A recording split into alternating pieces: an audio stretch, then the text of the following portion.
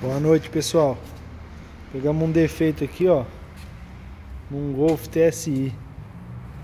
Defeitinho bem chato aí. Apresenta ser barulho no motor. Escuta aí, ó.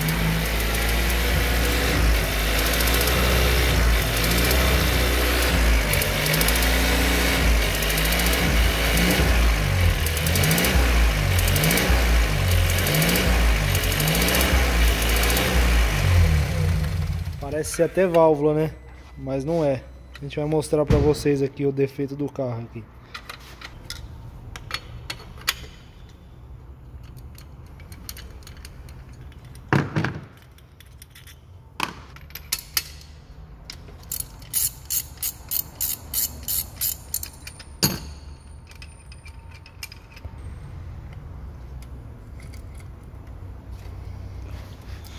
Olha o defeito do carro aqui, pessoal.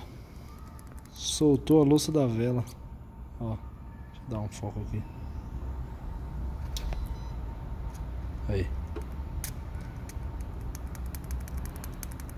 Essa vela aqui tem 6 meses que foi trocada e não rodou 3.000 km o carro. Foi comprada original. A gente vai colocar uma outra que a gente tinha aqui na oficina, uma usadinha, só pra mostrar pra vocês que vai zerar o barulho do carro.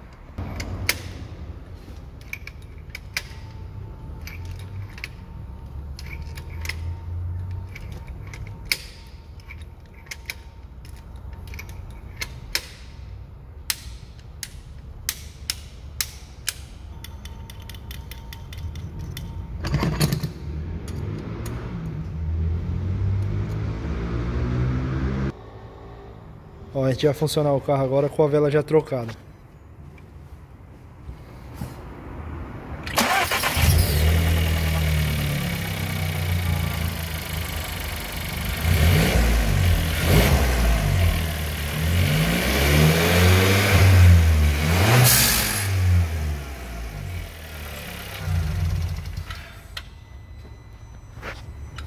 É isso aí, pessoal, ó, defeitinho bem chato aí.